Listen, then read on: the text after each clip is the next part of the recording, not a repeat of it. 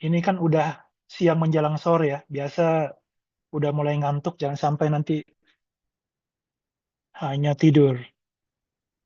Oke, jadi kita mulai dengan leptospirosis.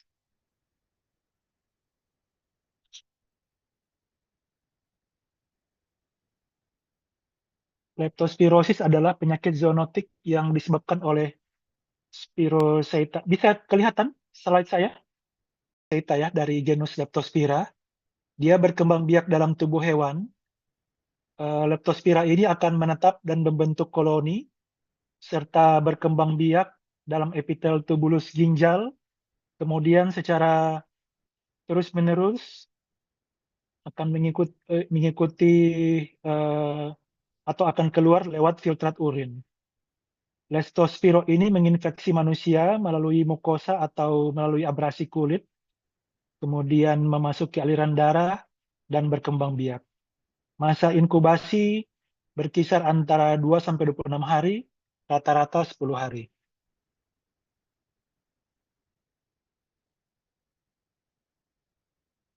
Leptospira ini dapat melewati rongga interstisial ginjal, kemudian menembus membran basal tubulus proksimal ginjal, dan sel tubuloepitel proksimal ginjal. Kemudian menempel pada brush border tubulus proksimal ginjal, sehingga dapat diekskresikan lewat urin.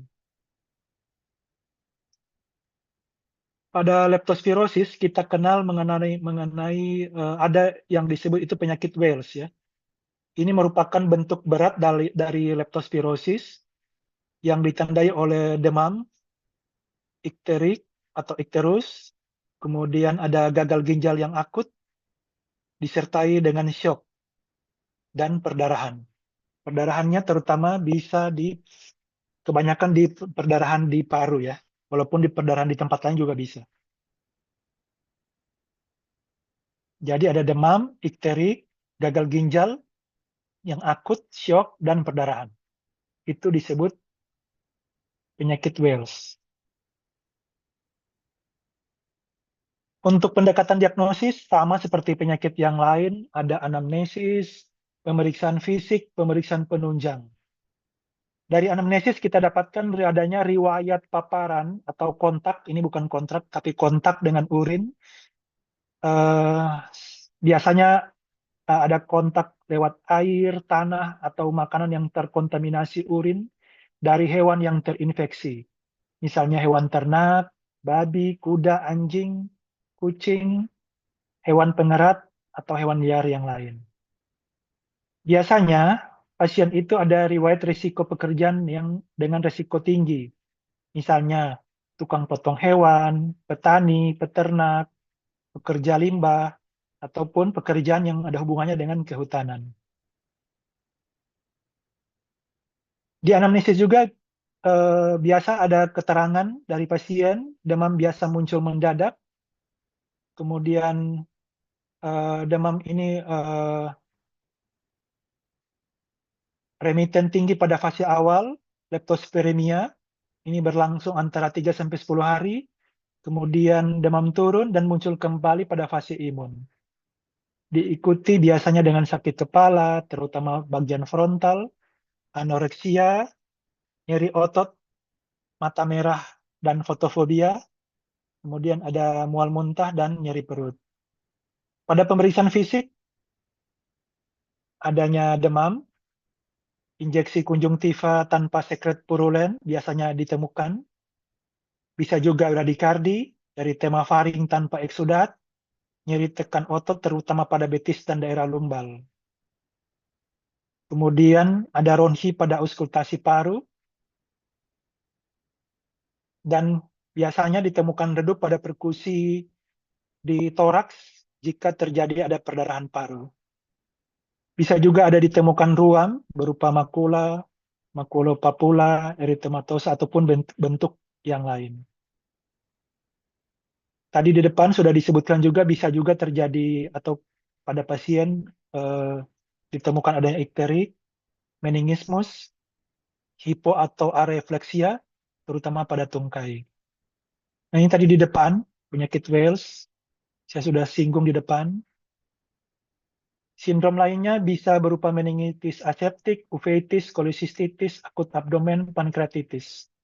Jadi hampir semua organ dia bisa kena ya, bisa menyerang. Jadi kemudian maksud saya bisa diserang. Hepar dapat membesar, splenomegali juga bisa terjadi pada sebagian kecil kasus. Pemeriksaan penunjang bisa ditemukan leukositosis autoleukopeni. Jadi bisa ditemukan leukosit meningkat atau bahkan juga menurun, ya, dengan gambaran neutrofilia dan laju endap darah yang biasanya tinggi. Bisa juga anemia hemolitik, ditemukan trombositopeni pada pemeriksaan urin, adanya protein uri, leukosit uri, kemudian ditemukan sedimen yang abnormal, misalnya leukosit, eritrosit, kasialin, dan granular.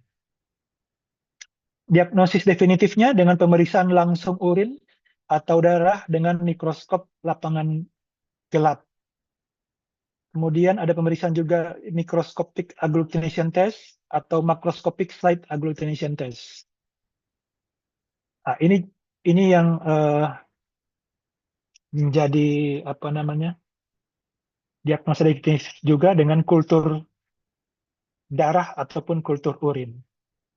Kultur darah atau cairan cerebrospinal pada hari ke-7 sampai hari ke-10 dan kultur urin mulai minggu kedua. Ditemukan juga biasa adanya peningkatan kreatinin ya. Kemudian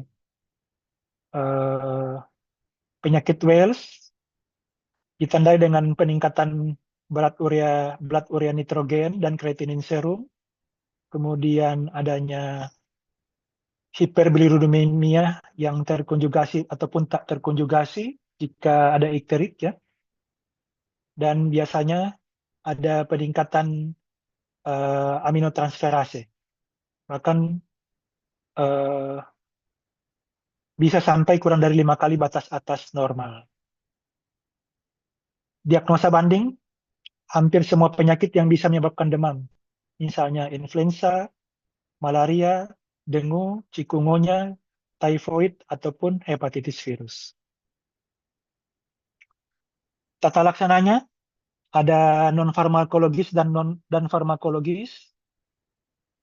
Yang non-farmakologis, pasien diminta untuk tirabaring. Yang farmakologis diberikan pengobatan suportif dengan observasi yang ketat untuk mengatasi dehidrasi, hipotensi, perdarahan, dan gagal ginjal. Kemudian diberikan antibiotik. Ini juga ada 2, leptospirosis ringan dan yang berat. Untuk leptospirosis ringan ada beberapa pilihan secara oral. Misalnya kita bisa berikan doxycycline 2 kali 500 mg oral selama 7 hari, atau bisa juga diberikan amoxicillin 4 kali 500 mili selama 7 hari, ampicillin 4 kali 500 sampai 790 mili selama 7 hari, ataupun bisa diberikan azithromycin 1 kali 1 gram pada hari pertama, selanjutnya 1 kali 500 mili pada hari kedua dan hari ketiga.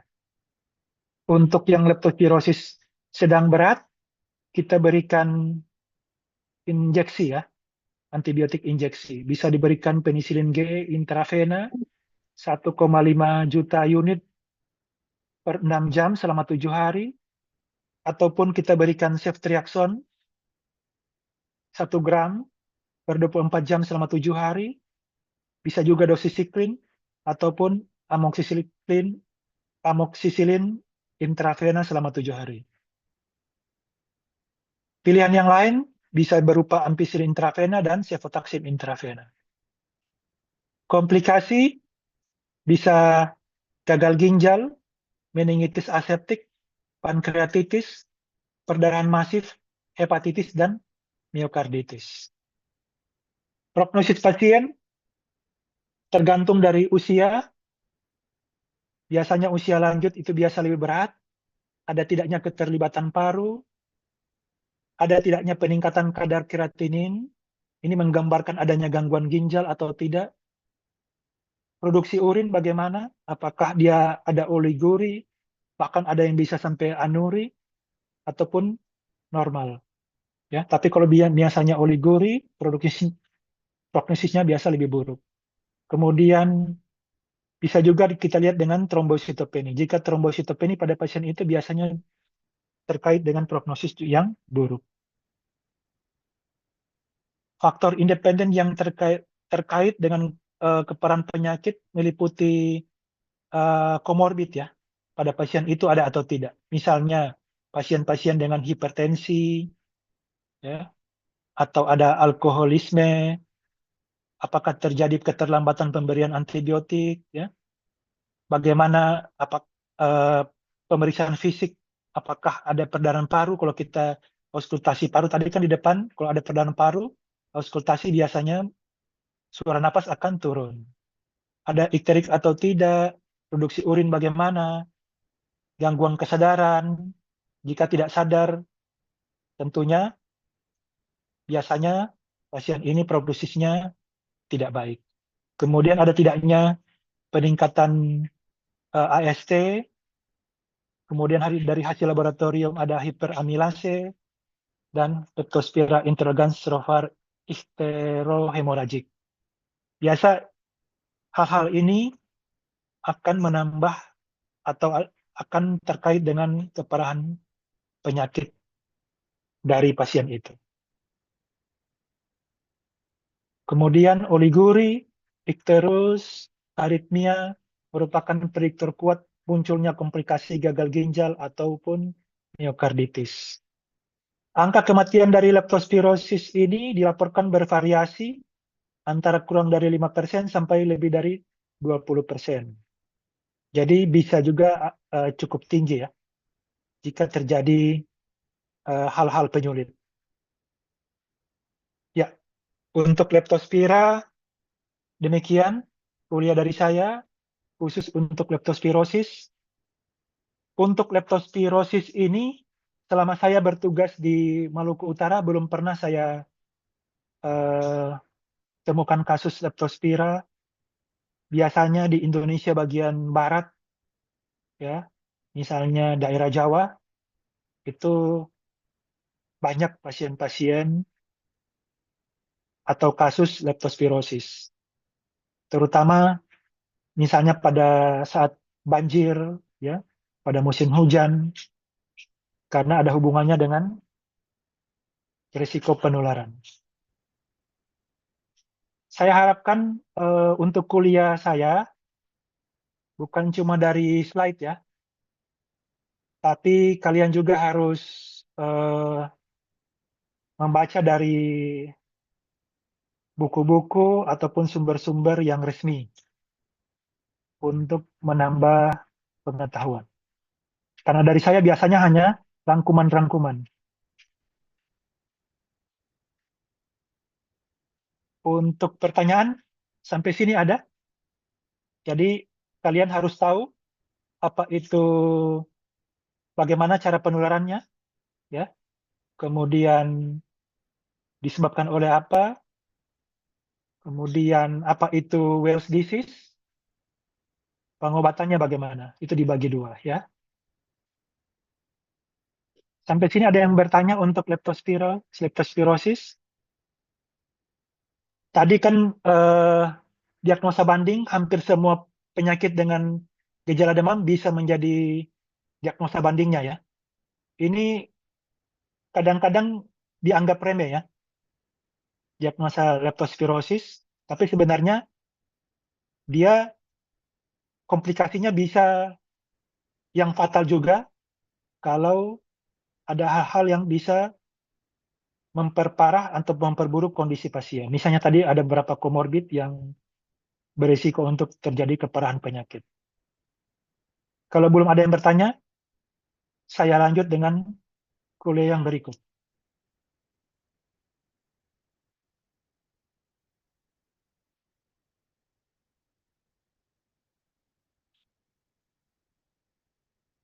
Ya,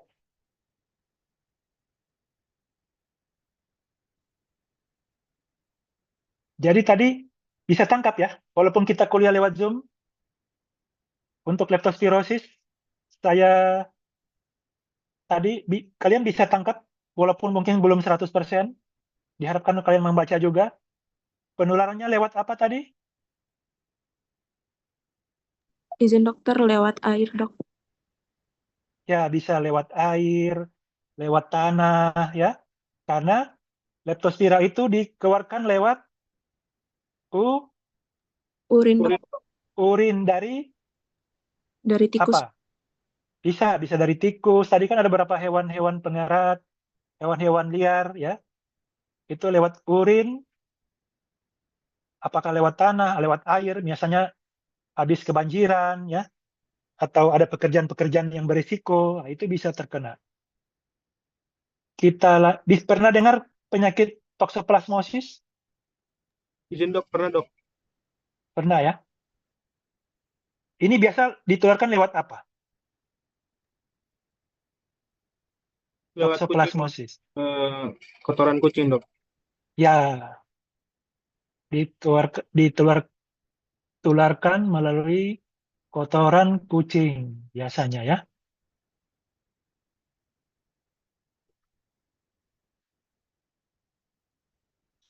Jadi sebagai pendahuluan, ini penyakit zoonosis ya yang dikeluarkan lewat binatang melalui Toxoplasma gondii, ditemukan pertama kali pada tahun 1908 eh, di laboratorium Tunisia lewat binatang pengerat Stenodactylus gondii ya, dan pada kelinci di laboratorium Brasil. Ini ditemukan Toxoplasma gondii. Kemudian tahun 1973 ditemukan pada neonatus ya dengan encephalitis. Ini membuktikan bahwa ada terjadi transmisi intrauterin ya, transplasental pada manusia. Siklus hidup seksual ditemukan pada kucing, diungkapkan pertama kali oleh Atkinson.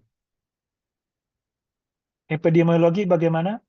Prevalensi dari Toxoplasma gondii ini di manusia di Indonesia sekitar 2-63%, itu paling rendah di Eskimo, cuman 1%, kemudian El Salvador, kemudian di negara-negara Amerika Tengah itu bisa sampai 90%. Kemudian zat anti Toxoplasma gondii pada binatang, ini kalian bisa lihat, ini artinya apa? Bahwa banyak atau lumayan tinggi apa namanya eh, pernah terpapar ya, pernah terpapar walaupun tidak terinfeksi gitu. Itu maksudnya gitu, anti Toxoplasma gondii. Di Amerika Serikat 3-70% orang dewasa sehat terinfeksi, bayi baru lahir per tahun sekitar 3.500. Pada pasien dengan HIV yang dengan daya tahan tubuh menurun, itu bisa sampai 45%. Ya, di Eropa Barat, Afrika yang HIV positif bahkan bisa lebih tinggi, 50-78%, dan encephalitis toxoplasma pada pasien-pasien HIV di Amerika Serikat 16%, dan di negara Eropa, contoh di Perancis sekitar 37%. Dan ini dipengaruhi oleh kebiasaan makan makanan daging yang kurang matang, banyaknya kucing peliharaan yang bisa menjadi faktor perantara ya. Kemudian tikus, burung sebagai hospes perantara juga menjadi buruan kucing juga. Kemudian sektor lipas dan lalat yang memindahkan kista dari tinja kucing ke makanan. Kucing itu mengeluarkan lebih dari 10 juta kista per hari selama 2 minggu. Jika kucing itu terinfeksi, itu akan matang 1-5 hari, dapat hidup bahkan lebih dari 1 tahun di tanah yang panas ataupun lembab. Jadi dia bertahan lama kistanya ya. Dia hanya bisa mati pada suhu 45-55 derajat Celcius. Sedangkan sinar matahari itu tidak sampai di Indonesia tidak sampai suhu sampai 55 derajat Celcius ya sehari-hari. Etiologi Toxoplasma gondii adalah parasit intraseluler yang menginfeksi burung dan mamalia.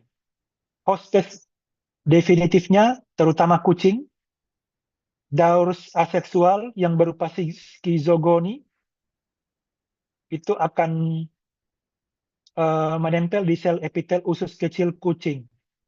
Sedangkan daur seksual yang berupa gametogoni, sporogoni, yang kemudian akan menghasilkan ookista, itu akan dikeluarkan lewat tinja kucing ya. Kemudian hospes perantara bisa dapat berupa mamalia dan burung.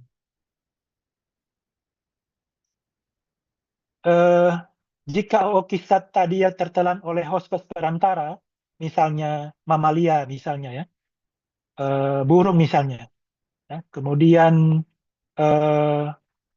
dia tertelan akan membentuk jaringan, akan terbentuk kelompok trofozoid di jaringan tubuh ya, hospes perantara itu, kemudian akan membelah aktif menjadi takizoid. Nah, takizoid ini akan menginfeksi dan bereplikasi di seluruh sel mamalia ya, tadi yang memakan ookista tersebut, kecuali sel darah merahnya. Ini kemudian berikutnya kecepatan takizoid ini membelah akan berkurang, kemudian akan menghasilkan kista bradizoid, dia akan membelah perlahan. Kemudian di hospes perantara tadi, stadium seksual tidak terbentuk, hanya bentuk kista jaringan ya. Hanya pada saat hanya stadium istirahat dia yang kistanya, jadi bukan stadium seksual. Takizoid ini kemudian dieliminasi oleh respon imun pejamu jika respon imun itu baik. Kemudian kista jaringan ini menghasilkan bradizoid yang berlebih. Ini sekitar 7-10 hari setelah infeksi sistemik takizoid. Kemudian akan menetap di berbagai organ, terutama di susunan saraf pusat dan otot. Pada infeksi aktif pada pejamu yang imunokompromis, jadi misalnya pada manusia yang dengan HIV, ini akan terjadi pelepasan spontan dari parasit di dalam kista, kemudian akan bertransformasi dengan cepat, kemudian membentuk takizoid di susunan saraf pusat.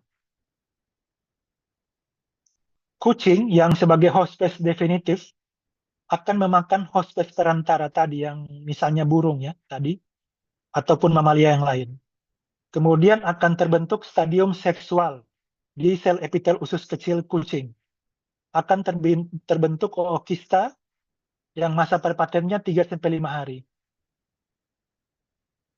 Jadi tadi kucing makan tikus yang mengandung takizoid, tikus pun atau burung yang mengandung takizoid, masa prepatennya 5-10 hari.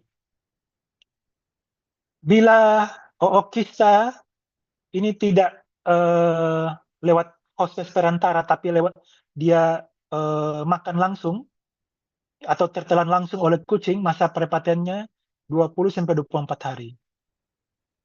Kucing lebih mudah terinfeksi oleh kista jaringan daripada ookista. Ya.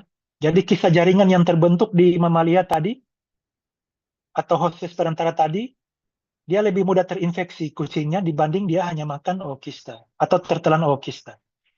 Manusia dengan infeksi akut akan menghasilkan takizoid ya, kemudian masuk ke dalam sel, bentuk takizoid seperti bulan sabit, panjangnya 4-8 mikron. Takizoid ini disebut sebagai parasit obligat intraseluler karena dia masuk ke dalam sel. Takizoid tadi berkembang biak di dalam sel secara endodiogeni. Bila sel penuh dengan takizoid, sel akan pecah. Kemudian takizoid tadi masuk ke sel-sel sekitar ataupun difagositosis oleh makrofag. Kista jaringan yang dibentuk di sel hostes akan membentuk dinding. Kemudian kista jaringan ini bisa ditemukan seumur hidup di otak, ya, di sel otot jantung dan di sel otot lurik. Ini gambarnya, siklus hidup Toxoplasma gondii. Tadi penjelasan secara panjang lebar, ini gambarnya. Nanti kalian baca ya. Patogenesis tadi, seperti saya sudah sebutkan tadi. Kista atau bradyzoid yang mengandung sporozoid masuk ke dalam proses pencernaan, kemudian menghasilkan parasit yang bebas. Bradyzoid yang resisten atau tahan terhadap asam lambung akan menginfeksi traktus gastrointestinal. Di eritrosit, parasit akan alami transformasi morfologi, ya, di mana tropozoid yang invasif akan meningkat. Traktus gastrointestinal, parasit tadi yang menyebar ke berbagai organ, terutama organ limfatik, otot lurik, miokardium, retina, plasenta, dan susunan saraf pusat. Akan terjadi kematian sel, kemudian nekrosis vokal yang akan dikelilingi oleh respon inflamasi akut. Ini ceritanya kenapa pada pasien terjadi gejala klinis, ya. Jadi patogenesisnya bagaimana? Pada pejamu-pejamu yang imunokompeten, misalnya tadi pada pasien HIV ataupun orang-orang dengan konsumsi obat lama steroid, ya, yang akan menurunkan daya tahan tubuh, akan terjadi seperti ini. Infeksi dikontrol oleh imunitas seluler dan imunitas humoral pada manusia, ya. Respon imun terhadap takizoid pada pejamu yang imunokompeten itu akan diinduksi oleh antibodi parasit, ya. Akan mengaktifasi makrofag, kemudian dengan perantara radikal bebas, produksi interferon gamma, kemudian akan mensimulasi limfosit T yang sitotoksik. Akan terbentuk limfosit yang spesifik antigen, akan membunuh parasit ekstraseluler maupun sel target yang terinfeksi parasit. Kemudian terjadi infeksi akut, ya, di mana terjadi proses pembersihan takizoid. Infeksi yang menetap dengan kista yang mengandung bradyzoid akan terjadi atau disebut infeksi subklinis, ya, pada pejamu yang imunokompeten.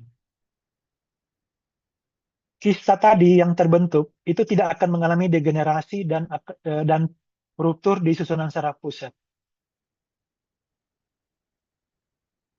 Bentar, ya.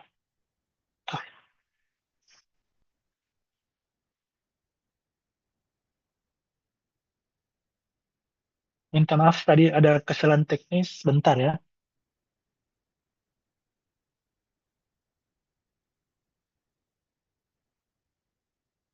Slide saya masih kelihatan atau sudah tidak? Izin dokter, masih kelihatan dokter. Masih kelihatan. Sebentar.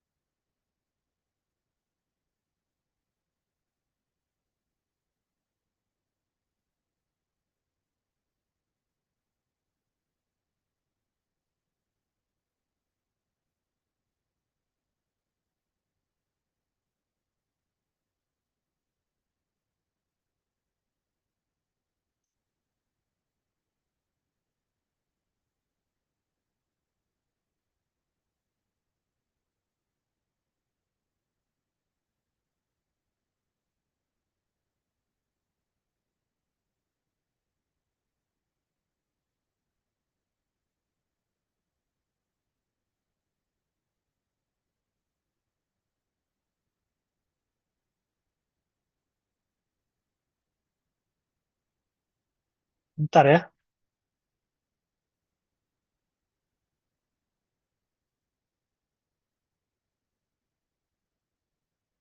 Sudah tidak kelihatan ya? Sudah tidak, dokter.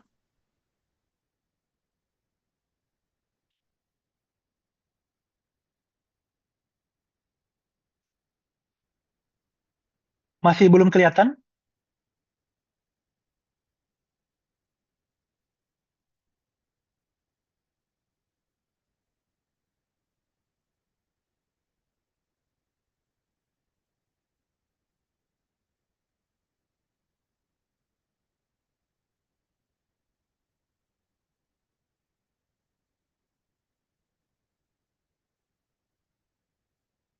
Masih belum, Dek? Belum kelihatan? Masih belum kelihatan, dokter.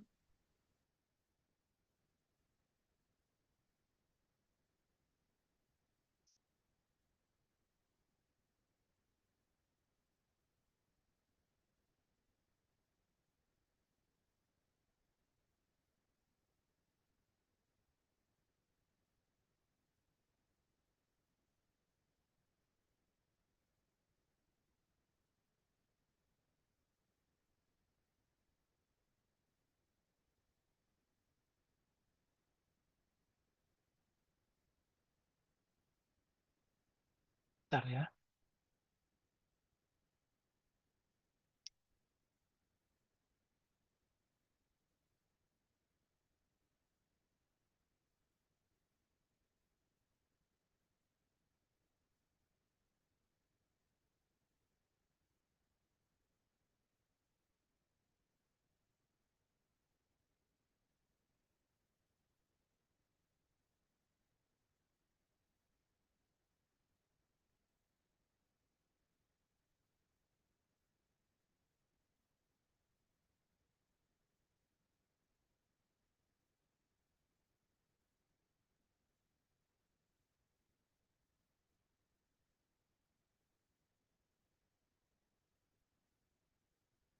Sudah kelihatan? Izin Terlihat, dokter, dokter. dokter lihat, dok.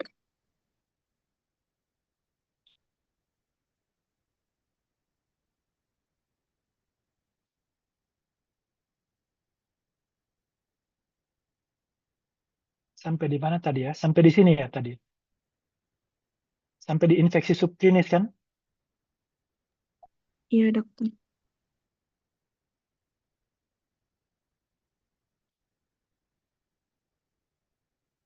Ya, tadi kan yang terjadi pada pasien-pasien yang imunokompeten ya.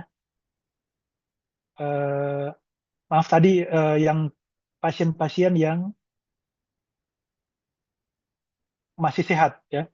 Ini yang imunokompromis atau janin, faktor-faktor yang imun ini terjadi pada pejamu imunokompromis atau janin ya. Jadi daya tahan tubuhnya yang rendah. Faktor-faktor imun kontrol penyakit yang rendah, tropozoid ini akan menetap.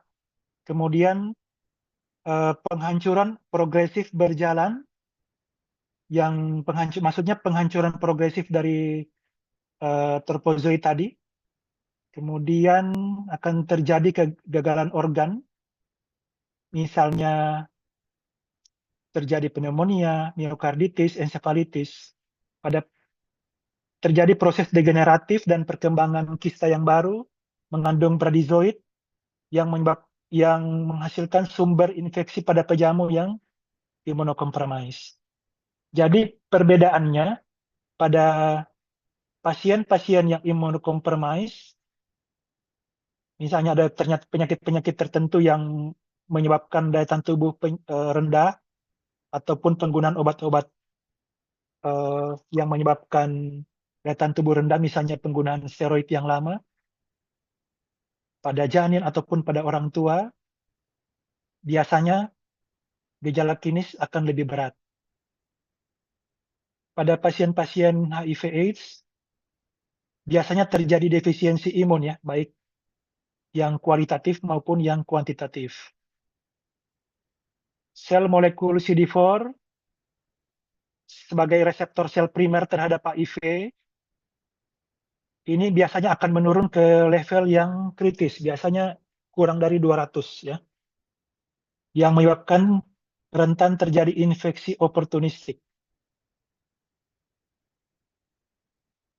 Pada kontrol viremia yang bagus ataupun pasien-pasien yang sudah mendapat terapi antiretroviral, ini akan meningkatkan survival walaupun CD4 tidak meningkat signifikan. Jadi pada pasien-pasien HIV yang sudah mendapat terapi dan minum obat secara rutin, biasanya akan meningkatkan survival. Walaupun CD4-nya tidak meningkat secara signifikan. Jadi infeksi oportunistik seperti Toxoplasma gondii bisa terjadi bila terapi ARV tidak efektif. Ini akan menyebabkan penurunan kadar sel CD4, kemudian akan menyebabkan gangguan-gangguan dari interleukin, misalnya interleukin 12, interferon gamma, serta CD154 akan menurun. Seperti kita ketahui, imunitas seluler maupun imunitas humoral akan mengontrol infeksi. Jadi sebagai daya tahan tubuh ya, sebagai pelindung awal dari infeksi yang bisa terjadi pada manusia. Interferon gamma dan interleukin 12 merupakan substansi pertahanan tambahan yang juga penting selain imunitas seluler dan imunitas humoral. Penularannya ini bisa secara kongenital ya. Jadi toksoplasma kongenital in utero melalui plasenta dari ibu yang terinfeksi primer waktu hamil.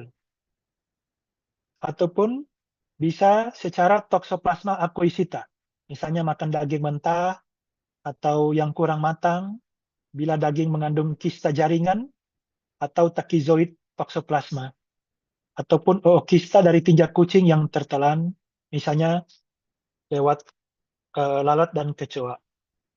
Ataupun bisa lewat infeksi di laboratorium, misalnya tertusuk jarum suntik, alat kesehatan, dan saat otopsi misalnya bisa juga terkena di laboratorium ataupun di ruangan otopsi. Maksudnya otopsi pada pasien yang ternyata ada toksoplasmanya. Jadi pada saat di laboratorium ataupun dilakukan otopsi ya tentunya harus dengan alat pelindung diri dan menjaga supaya tidak tertusuk jarum. Bisa juga infeksi via donor organ yang terinfeksi ataupun lewat transfusi darah. Ini hampir sama seperti yang di depan, patologinya terjadi kerusakan sel dan nekrosis yang vokal akibat replikasi takizoid yang menginduksi respon inflamasi mononuklear di seluruh jaringan atau sel yang terinfeksi. Ini merupakan gejala yang khas ya. Jadi adanya replikasi takizoid yang menginduksi respon inflamasi, jadi akan merangsang respon inflamasi ya di seluruh jaringan ataupun sel yang terinfeksi.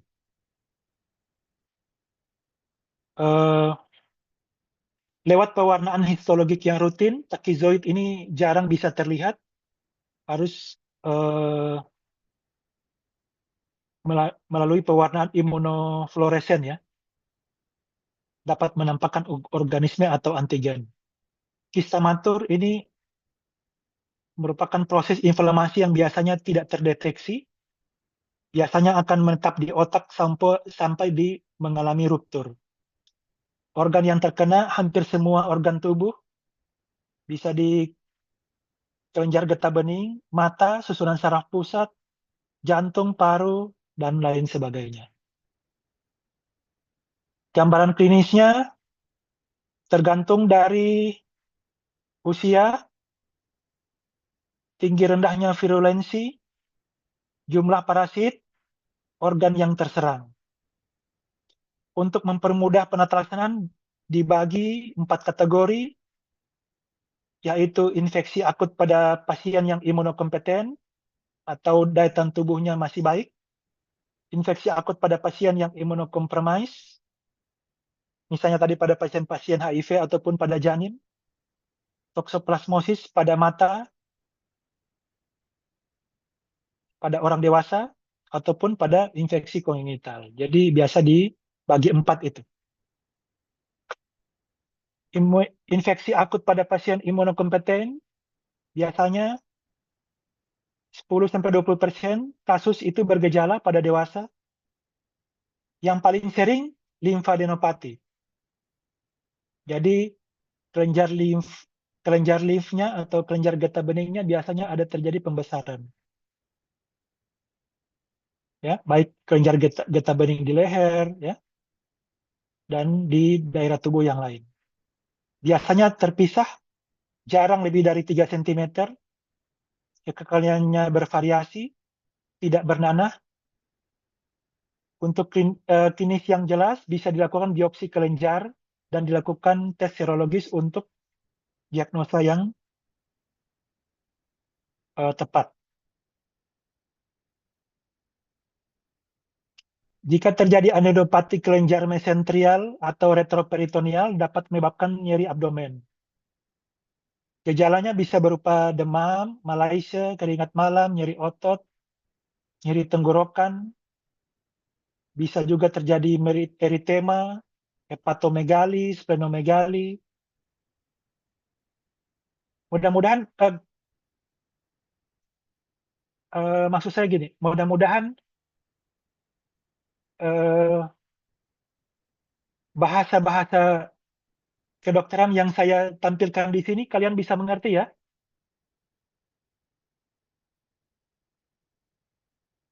Maksudnya saya tidak lagi pakai bahasa Indonesia, ada beberapa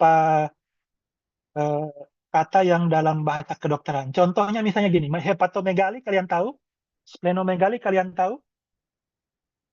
Izin dokter, tahu dokter. Tahu ya? Tahu. Kalau eritema makulopapular bisa terbayang kayak gimana? Bisa dokter. Bisa ya? Itu maksud saya. Jadi saya tidak semua ini kayak dalam bahasa Indonesia gitu. Jadi kayak adenopati, kelenjar mesenterial, retroperitoneal.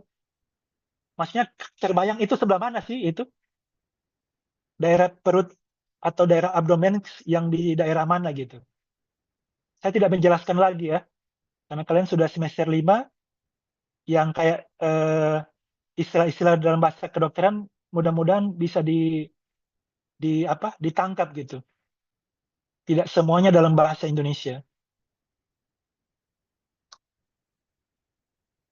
Kemudian bisa juga terjadi hepatitis, miokarditis, polimiositis, atau febris of unknown. Ya, jadi demam yang tidak bisa dijelaskan. Jadi gejala-gejalanya bisa seperti ini ya, bisa timbul seperti ini pada orang-orang dengan imunokompeten. Kemudian untuk yang kedua, infeksi akut toksoplasmosis pada pasien yang imunokompromis biasanya lebih berat dan fatal.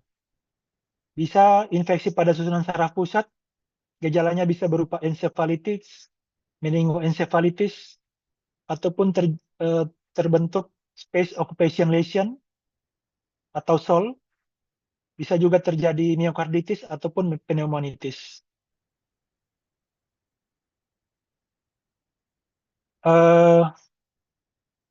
Ini yang perlu diperhatikan juga pada pasien-pasien dengan transplantasi sumsum tulang ataupun misalnya transplantasi organ tubuh ya, misalnya jantung, liver dan lain-lain. Ini juga beresiko ya. Pasien-pasien yang HIV yang CD4 kurang dari 100 itu resiko terjadi encephalitis jika terserang toksoplasmosis bisa sampai 80%. Kemudian resiko infeksi di mata bisa 50%, paru-paru 26%, dan seterusnya seperti yang tercantum. Pasien-pasien HIV dan AIDS, gejala klinis encephalitis toxoplasmosis berupa gangguan mental, defisit neurologis, sakit kepala, demam, tubuh terasa lemah, kemudian juga terjadi gangguan nervus cranialis. Kemudian bisa juga terkena chorioretinitis, menyebabkan penurunan tajam penglihatan, rasa nyeri pada mata, fotofobia, melihat benda berterbangan, ya, kayak ada sesuatu di matanya mengganggu penglihatan. Ini juga bisa mengganggu ataupun terjadi nekrosis multifokal atau bilateral pada nervus opticus, sekitar 10%. Gejala lain berupa panhypopituaria dan diabetes insipidus, gangguan gastrointestinal berupa nyeri perut, bisa terjadi asites serta diare. Bahkan bisa terjadi kegagalan multi organ. Jadi banyak sekali komplikasi yang bisa kena pada pasien-pasien yang HIV/AIDS.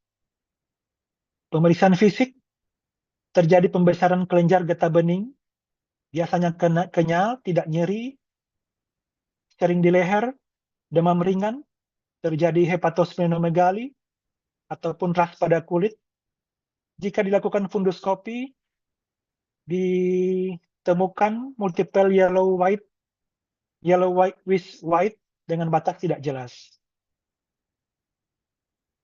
Kemudian bisa juga terjadi gangguan mental, kejang, kelemahan otot multiple, gangguan kranial, meningitis, serta movement disorder. Yang ketiga, tadi kan toxoplasmosis pada imunokompeten, toxoplasmosis pada imunokompromis. Yang ketiga, toxoplasmosis mata dewasa. Ini di depan saya sudah sebutkan untuk mempermudah kita untuk penata laksanaannya. Toxoplasmosis mata dewasa bisa berupa chorioretinitis, sering akibat infeksi kongenital, biasa berlangsung unilateral.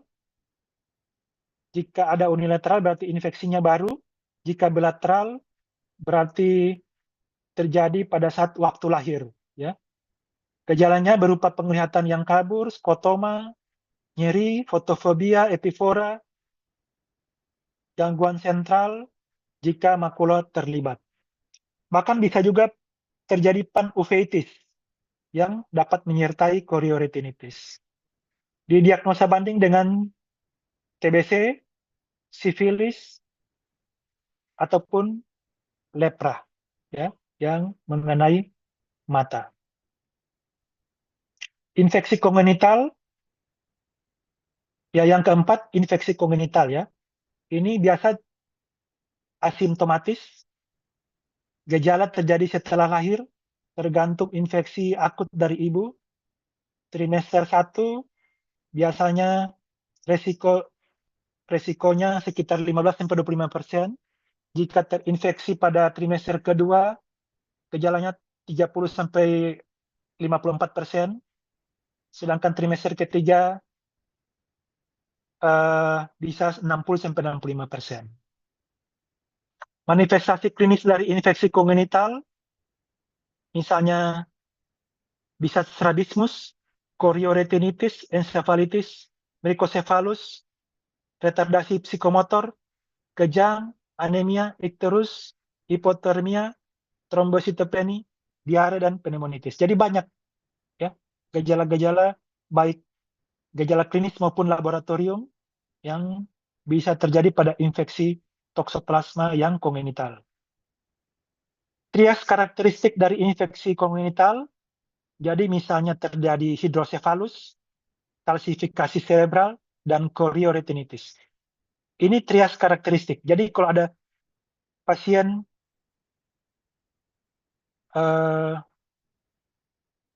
baru lahir, ya, atau janin baru lahir, kemudian ada terjadi 3 gejala ini, hampir bisa dipastikan bahwa itu merupakan infeksi kongenital dari toksoplasma. Gejala yang lain bisa terjadi retardasi mental, epilepsi, dan gangguan penglihatan. Jadi untuk toksoplasmosis ini diagnosa pasti ditemukan takizoid jika kita lakukan biopsi otak ataupun sumsum tulang ataupun cairan cerebrospinal. Jika dilakukan isolasi parasit, ya biasa dilakukan pada mencit, ya. Ini di laboratorium biasanya dilakukan isolasi parasit ataupun jaringan. Diagnosa penunjang dilakukan tes serologi, dapat berupa tes warna Sabin-Feldman, tes hemaglutinasi tidak langsung, tes zat antifluoresan tidak langsung, ataupun tes ELISA yang akan mendeteksi antibodi IgG dan IgM dari toksoplasma.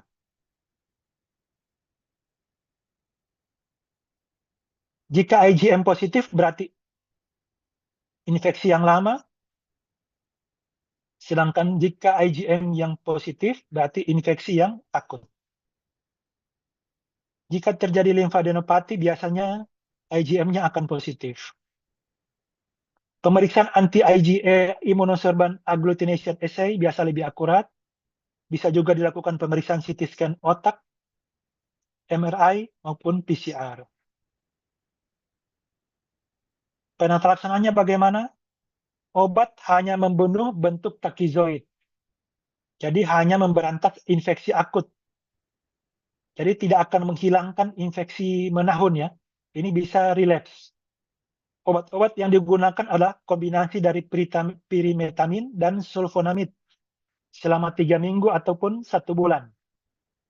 Pirimetamin diberikan 50-70 mg per hari selama 3 hari. Selanjutnya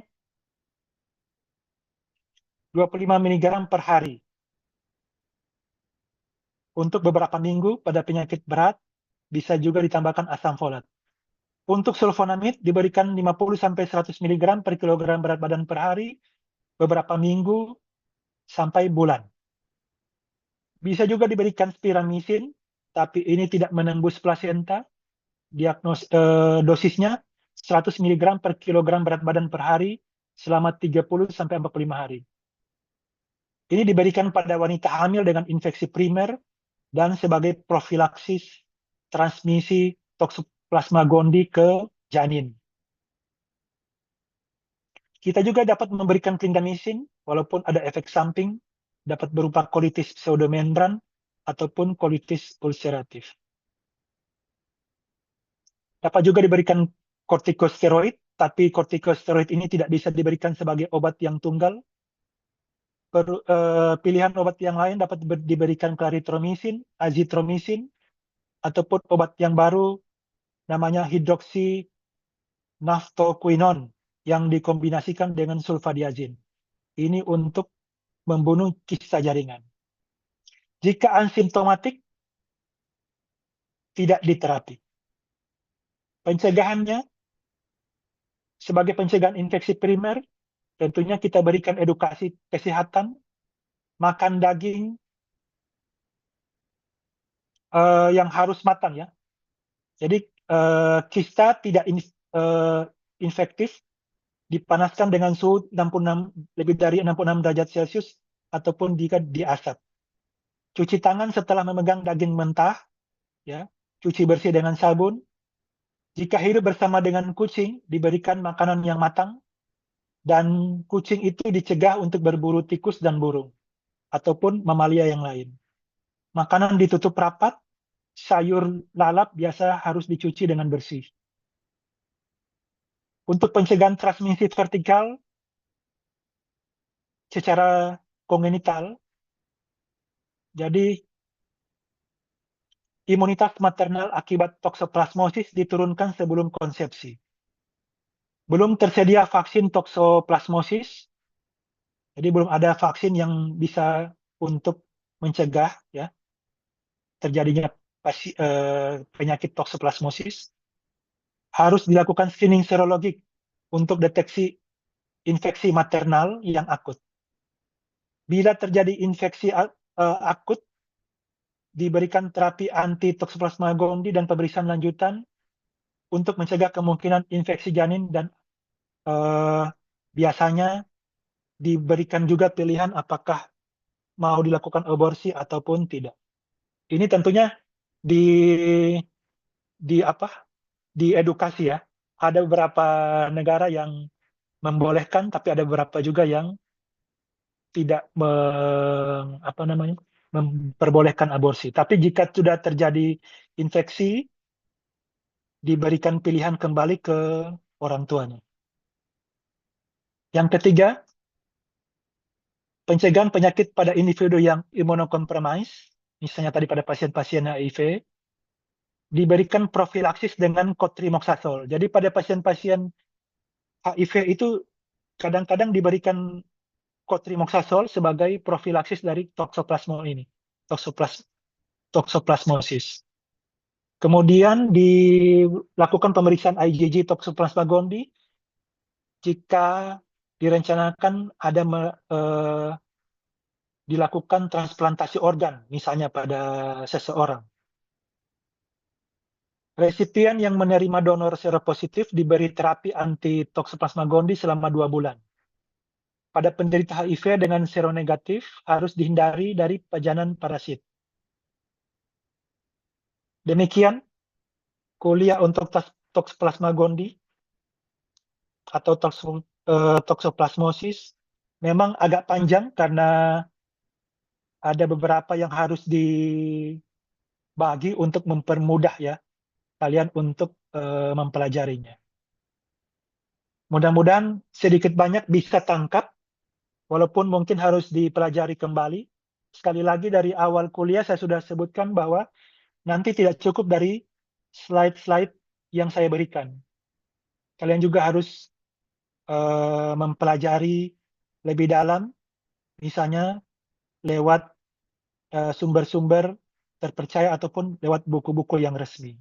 Misalnya, contoh buku PAPDI atau penyakit dalam yang diterbitkan oleh Universitas Indonesia. Itu salah satu buku yang menjadi rujukan ya dalam kita mempelajari ilmu penyakit dalam. Sampai di sini ada yang mau bertanya? Jadi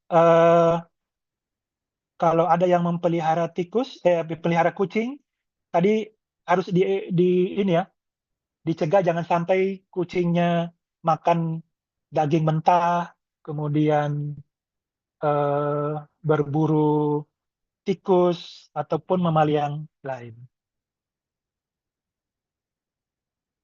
Ada pertanyaan sampai sini? Izin dokter, sepertinya belum ada pertanyaan dokter. Ya, kalau nanti ada pertanyaan nanti bisa di akhir kuliah. Saya lanjutkan dengan kuliah berikut ya.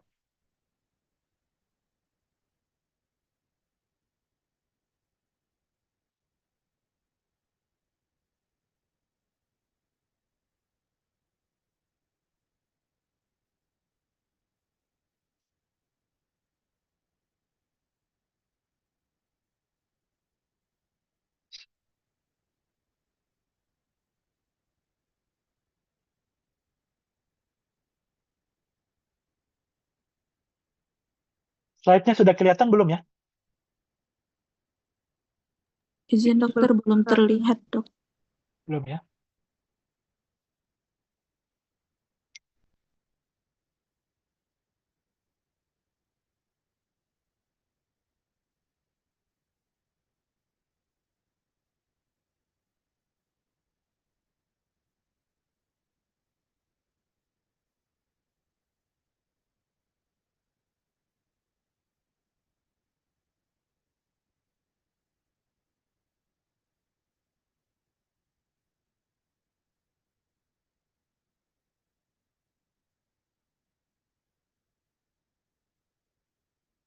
Yang ini sudah?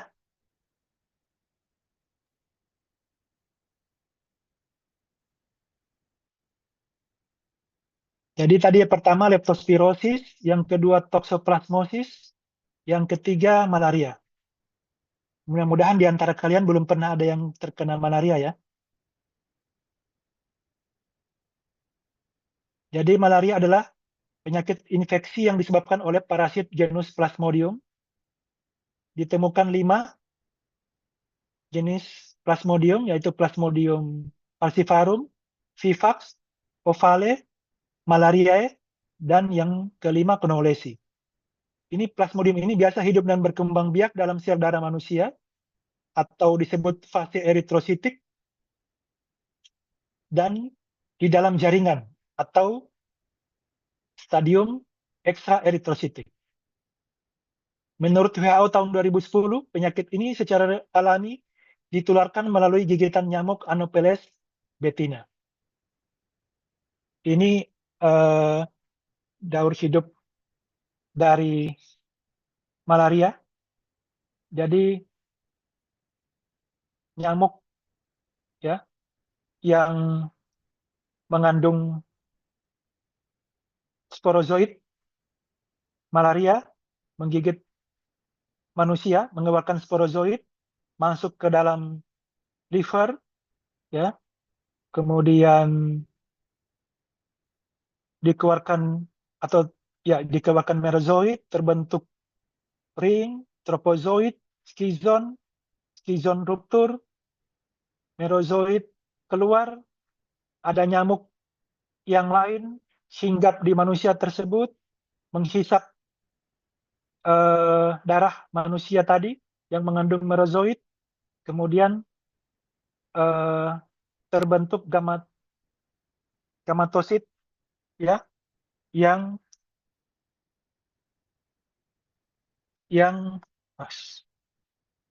sebentar ya, yang berkembang biak dalam tubuh nyamuk. Begitu selanjutnya ya. Itu apa namanya? Siklus hidup dari malaria.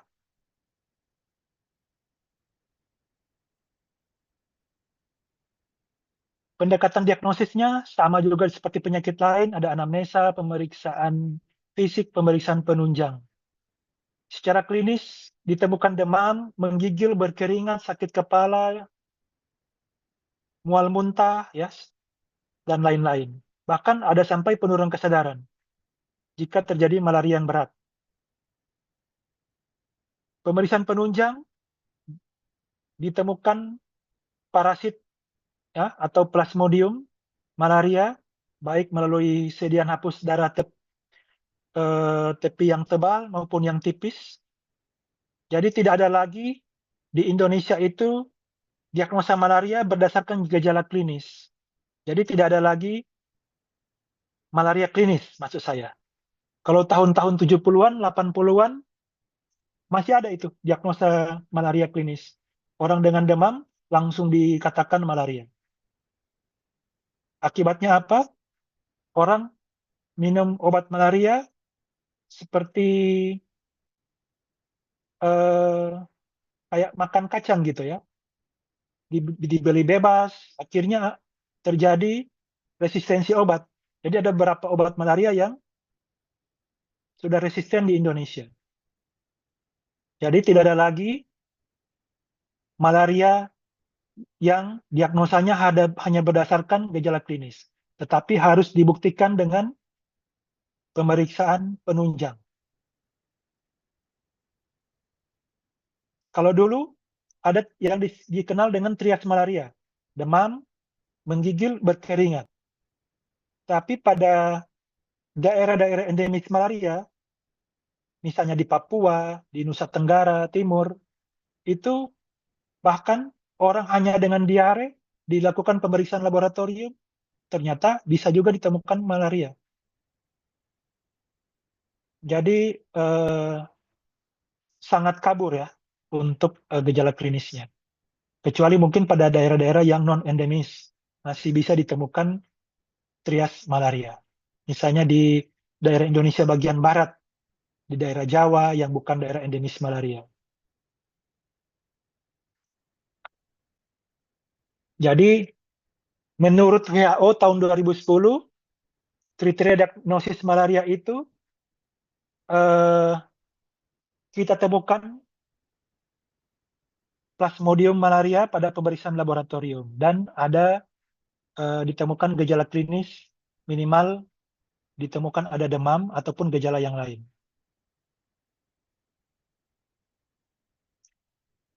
Di malaria itu ada yang dikenal dengan malaria berat dan malaria yang ringan.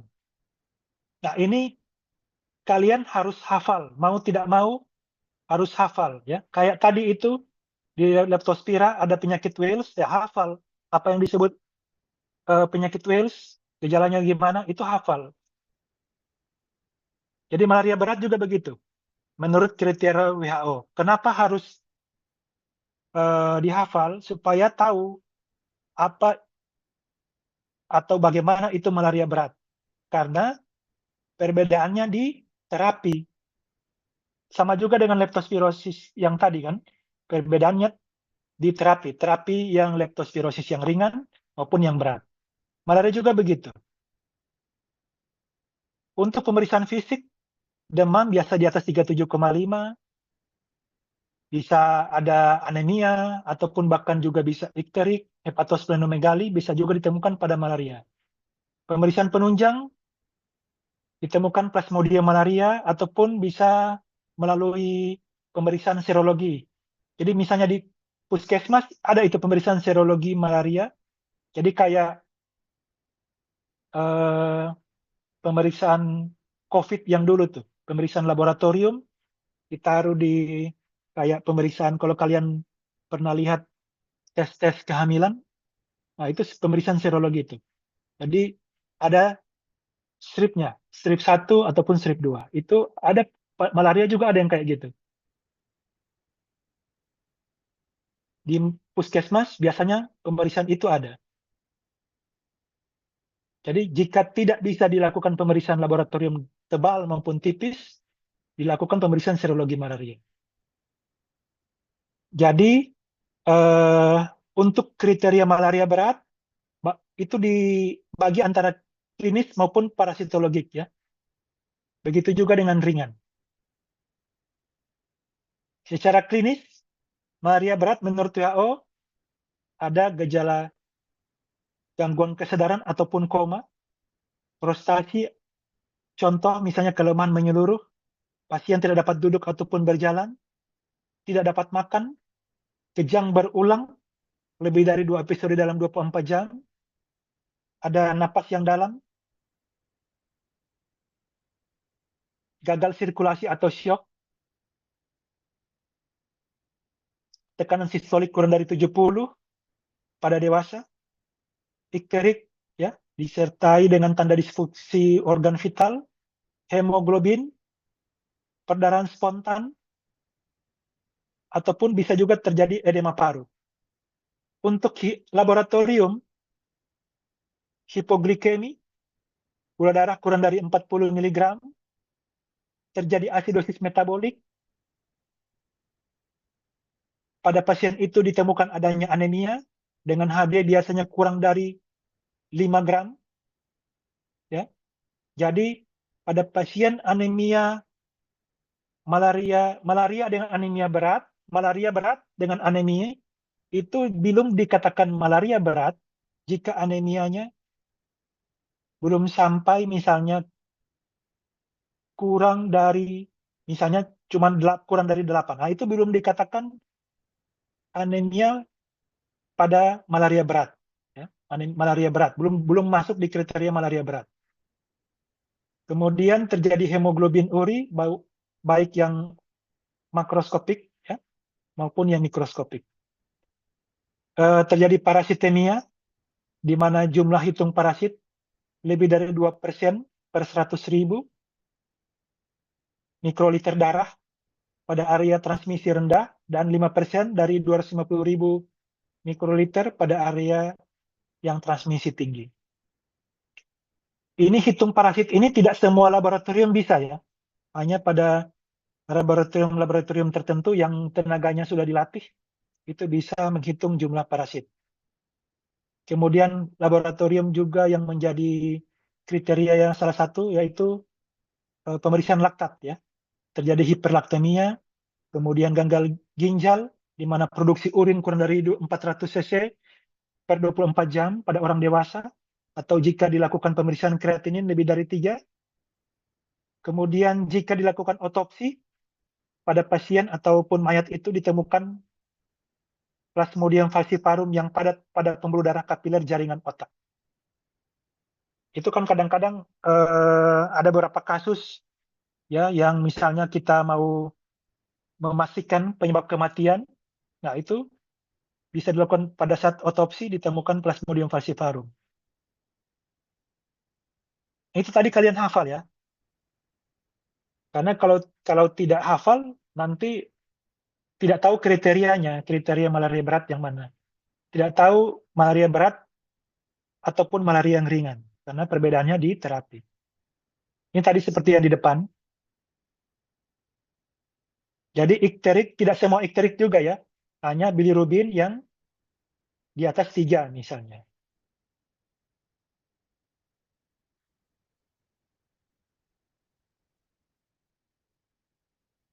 Ini pemeriksaan penunjang, dilakukan pemeriksaan darah tebal ataupun tipis, ataupun serologi malaria, darah perifer lengkap, kita pemeriksaan HB, leukosit, trombosit, tes fungsi ginjal, tes fungsi hati, ya. Kita periksa gula darah, cek urin, analisa gas darah, elektrolit, fototoraks, EKG, dan lain-lain. Diagnosa banding hampir seluruh penyakit dengan demam.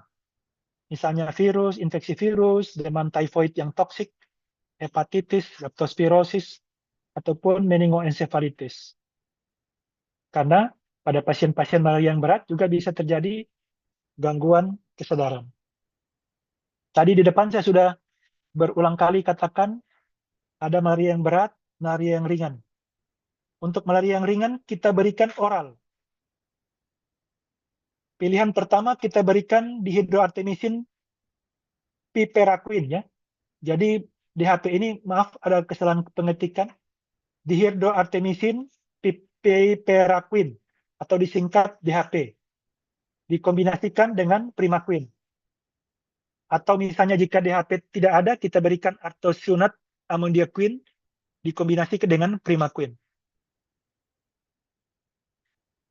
Untuk pengobatan malaria falciparum, ya ini saya langsung aja ke tabel. Untuk pengobatan malaria falciparum, DHP kita berikan hari pertama sampai hari ketiga sesuai dengan berat badan. Jadi hari pertama misalnya berat badan 50 kg, kita berikan 3 tablet. Hari pertama 3 tablet, ya maaf. Hari kedua 3 tablet, hari ketiga 3 tablet. Untuk falciparum, hari pertama kita berikan primaquine 1 tablet. Untuk yang Vivax, kita berikan, perbedaannya kita berikan primaquine-nya pada hari pertama sampai hari ke-14. Untuk DHP-nya sama, hari pertama sampai hari ketiga. Ini perbedaannya kenapa? Ada yang bisa jawab? Falciparum dan Vivax. Mungkin sudah ada yang pernah membaca? Kalau kalian perhatikan tadi yang di depan, saya sempat singgung mengenai ada fase eritrositik dan fase ekstra eritrositik. Jadi dia bersembunyi dalam jaringan atau dorman ya.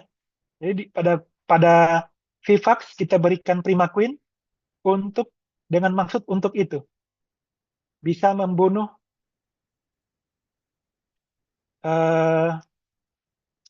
plasmodium yang dalam fase dorman ya, di dalam jaringan, terutama jaringan liver. Jadi pada hari pertama sampai hari ke-14 khusus Vivax, ataupun pada pasien-pasien dengan infeksi mix, misalnya pada saat pemeriksaan laboratorium ditemukan Plasmodium falciparum dan Plasmodium Vivax. Terapinya gimana? Kita pakai yang mana? Kita pakai yang untuk mix, kita pakai yang pemberian primaquine hari pertama sampai hari ke-14. Sampai di sini sebelum saya lanjut, kalian pernah tidak lihat Plasmodium malaria di laboratorium? Izin dokter, pernah dokter. Pernah ya? Nah, ya, supaya Oh, jangan sampai saya untuk sudah lab panjang bagaimana? Untuk laboratorium. Sudah pernah melihat? Sudah ya? Saya izin tidak dokter sudah pernah dokter. sudah ya?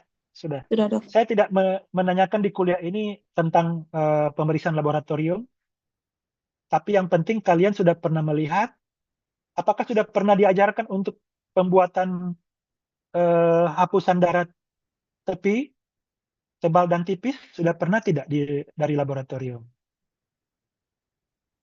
untuk pemeriksaan malaria? Sudah pernah diajarkan cara pembuatannya? Izin dokter, pernah yang tipis dokter. Ya, pernah yang tipis ya. Ya, minimal yang tipis kalian sudah pernah ya. Karena nanti gini, nanti kan kita sudah bicara nih panjang lebar mengenai malaria. Di awal kan saya sudah bilang bahwa diagnosa malaria tidak bisa hanya berdasarkan gejala klinis, tapi harus dibuktikan minimal dengan pemeriksaan laboratorium, baik dengan hapusan darah tepi maupun secara serologi. Kalau kalian misalnya tugas di puskesmas yang perifer misalnya, kemudian tidak ada tenaga laboran yang lain, hanya kalian. Ya, kalian harus tahu cara pembuatan hapusan darah tepinya gimana untuk pemeriksaan laboratorium. Apalagi jika seandainya di puskesmas kalian itu tidak ada pemeriksaan serologi, ya, apakah pasien ini diagnosa malaria atau bukan, gitu. Oke, saya lanjut ya. Jadi saya ulang, untuk malaria yang ringan, yang tanpa komplikasi, diberikan oral. Untuk malaria yang berat, diberikan injeksi. Perbedaannya gimana? Ya harus hafal kriteria WHO malaria berat, baik secara klinis maupun yang secara laboratorium. Satu klinis ataupun satu laboratorium dari kriteria WHO disebut sebagai malaria yang berat. Jadi tidak perlu semua, satu saja. Ya. Tapi kalian harus hafal semuanya. Maksud saya, ini dikatakan malaria berat, walaupun cuma misalnya malaria dengan ikterik, kemudian pemeriksaan bilirubin lebih dari 3. Nah, itu sudah masuk malaria berat. Atau misalnya kalian begini, kalian temukan Plasmodium falciparum, kemudian pasien masuk dengan lemah, pemeriksaan GDS kurang dari 40, itu sudah disebut malaria berat. Bisa mengerti ya sampai sini ya? Untuk pengobatan malaria ovale, menggunakan tadi DHP atau kombinasi artesunate amodiaquine, sama seperti dengan malaria vivax. Untuk malariae sama juga, tapi perbedaannya tidak diberikan primaquine. Nah, ini untuk infeksi mix atau campuran, kita berikan sama seperti pada malaria vivax. Untuk pengobatan pada ibu hamil, tidak bisa diberikan primaquine. Nah, ini kenapa tidak bisa berikan primaquine pada ibu hamil? Nanti jadi tugas kalian ya, untuk mencarinya. Kenapa pada ibu hamil tidak bisa diberikan primaquine? Di malaria itu ada yang disebut monitoring treatment. Ya.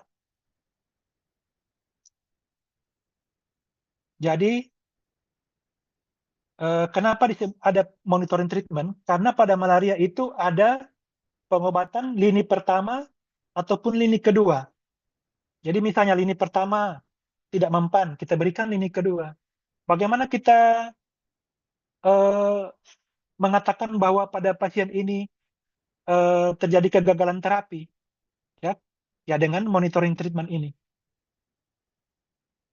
Klasifikasi respon pengobatan menurut WHO tahun 2003 ada 3 ya.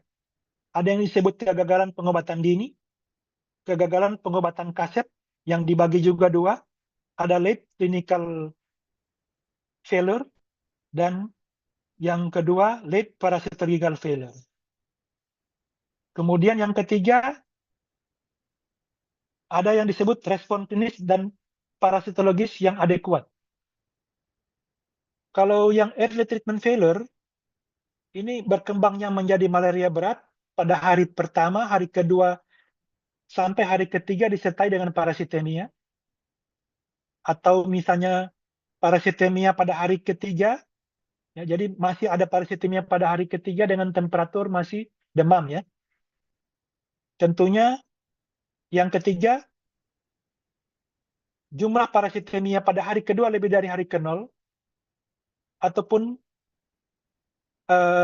parasitemia pada hari ketiga lebih dari 25% dari hari ke-0.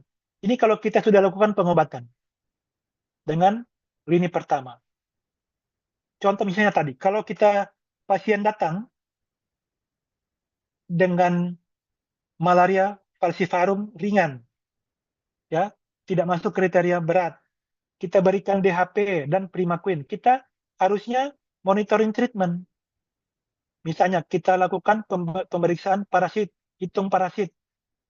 Jika pada hari ketiga jumlah parasitnya lebih dari 25% dari hari ke-0, ini sudah dimaksud di kriteria kegagalan pengobatan dini. Kita harus memberikan dia pengobatan lini kedua. Nah, lini keduanya bagaimana nanti di depan? Untuk kegagalan pengobatan kaset,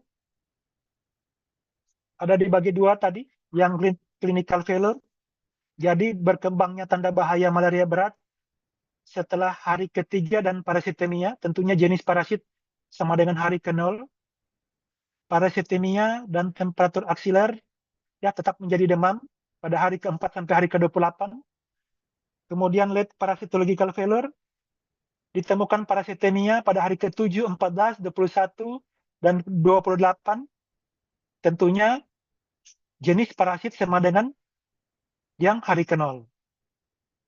Yang respon klinis dan parasitologis adekuat, yaitu tidak ditemukan parasitemia sampai hari ke-28 dengan mengabaikan temperatur aksiler atau yang tidak sesuai dengan kedua kriteria di atas. Kalau kita bikin bagan, nah seperti ini nanti jadinya.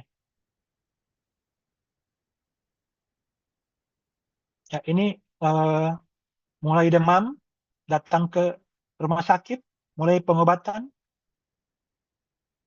Kalau yang ini klinis memburuk pada hari pertama, itu sudah termasuk di kegagalan pengobatan dini, early treatment failure, ya. Misalnya, pasien datang sadar, sudah diberikan terapi DHP, Primaquine, falciparum, ya, ditemukan plasmodium. Ternyata klinis memburuk, jadi tidak sadar. Nah, itu sudah termasuk kegagalan pengobatan dini. Kita ganti dengan injeksi. Nah, ini yang kegagalan pengobatan kaset, mulai dari hari ke-4 sampai hari ke-28. Jadi tentunya kita harus monitoring treatment pasien, bahkan sampai ke hari ke-28 idealnya. Gitu. Nah, ini lini kedua, pengobatan malaria. Jadi jika terjadi kegagalan pengobatan, kita berikan pengobatan lini kedua. Kalau DHP tadi dengan Primaquine, itu di lini pertama. Jika terjadi kegagalan pengobatan, kita berikan kina. Ya, kita berikan kina ditambah dosisiklin ataupun tetrasiklin ditambah dengan Primaquine. Sebagai alternatif, jika kina tidak ada, kita berikan jenis ACT yang lain. ACT ini ada banyak. Kalau di HP tidak ada, ya kita berikan tadi, misalnya artesunate amodiaquine. Ditambah dengan dosisiklin. Misalnya kita berikan kina. Kita berikan kina itu hari pertama sampai hari ke-7. Sesuai dengan berat badan ataupun usia. Dan kita berikan Primaquine. Ya. Tadi misalnya hanya diberikan 1 tablet. Ini kita berikan sampai 2 tablet. Ya. Misalnya pada berat badan 50, misalnya pada berat badan 40 kg kita berikan 2. Pada berat badan 50 kg kita bisa sampai 3 tablet Primaquine hari pertama. Kita kombinasikan dengan doxycycline pada hari pertama sampai hari ke-7 sesuai dengan berat badan dan usia. Kecuali pada usia 0 sampai 8 tahun kita tidak bisa berikan doxycycline. Sebagai pilihannya, kita juga bisa berikan misalnya tetracycline, tapi ini kalau kita baca juga tetracycline tidak bisa diberikan pada bayi sampai anak sampai 8 tahun. Pilihan yang berikut, kita juga bisa berikan clindamycin. Ya. Jadi ini kedua kita bisa berikan Kina, Primaquine, doxycycline, atau tetracycline, atau clindamycin. Ini kalau clindamycin bisa diberikan ya. Dari anak usia 0 sampai 8 tahun juga bisa diberikan. Jadi tidak ada lagi lulusan kedokteran Unair yang memberikan Kina sebagai lini pertama. Itu kalau ada berarti saya gagal untuk mengajari kalian ya. Kenapa Kina tidak bisa diberikan sebagai lini pertama? Karena obat Kina ini sudah ditemukan bahkan sampai ratusan tahun yang lalu ya. Sampai sekarang masih digunakan. Ya. Dan penemuan obat-obat anti malaria berjalan lambat. Ya. Ditakutkan terjadi resistensi obat. Jadi kita simpan dulu kinanya. Jangan langsung diberikan pasien malaria langsung diberikan kina. Itu diberikan pada lini kedua ataupun jika pengobatan yang lain tidak ada. Kalau malaria berat, bagaimana? Tadi kan saya sudah depan bilang kalian hafal kriteria malaria berat. Ditemukan Plasmodium falciparum, kemudian ditemukan kriteria klinis. Ya, satu saja ataupun laboratorium satu saja, tapi kalian tentunya harus hafal semua. Kalau ada malaria berat, kita berikan bukan oral, kita berikan injeksi. Pilihan pertama artesunate intravena. Dosisnya 2,4 mg per kilogram berat badan sebanyak 3 kali. Jam ke-0, jam ke-12, jam ke-4. Dilanjutkan dengan dosis yang sama setiap 24 jam sampai penderita mampu minum obat. Jadi misalnya pasien tidak sadar, falciparum, ditemukan falciparum, pasien tidak sadar. Kita berikan artesunate. Diberikan dosis 2,4 mg per kilogram berat badan, jam ke-0, 12, 24, sampai pasien sadar. Jika pasien sudah bisa minum obat, diberikan tadi DHP 3 hari tambah Primaquine sesuai jenis plasmodiumnya. Pilihan kedua, artemeter intramuskular. Jika artesunate tidak ada, pakai artemeter intramuskular. Di puskesmas semua ini ada. Apalagi puskesmas perawatan. Diberikan 3,2 mg per kilogram berat badan per hari, dilanjutkan 1,6 mg per kilogram berat badan per hari, sehari sekali, sampai penderita mampu minum obat. Jika penderita sudah bisa minum obat, berikan ACT 3 hari dan Primaquine sesuai dengan jenis plasmodiumnya, seperti yang di depan. Sampai sini bisa mengerti ya? Malaria ini memang di Indonesia sekarang ini angka kejadiannya sudah sangat menurun. Bahkan dulu Maluku Utara yang tahun 70-an, tahun 80-an menjadi daerah endemis malaria, sekarang sudah terbebas dari malaria. Ada beberapa kasus tapi kebanyakan kasus-kasus impor. Jadi misalnya pasien kerja di daerah Halmahera ya dengan malaria, ternyata pasien dari Papua misalnya atau dari Nusa Tenggara gitu. Tapi kalian harus tahu ya, kan Unair ini Indonesia bagian timur ya. Jadi tidak ada kata yang tidak tahu mengenai malaria. Harus semua tahu ya. Nah, dosis yang lain jika artesunat tidak ada, artemeter tidak ada, baru diberikan kina.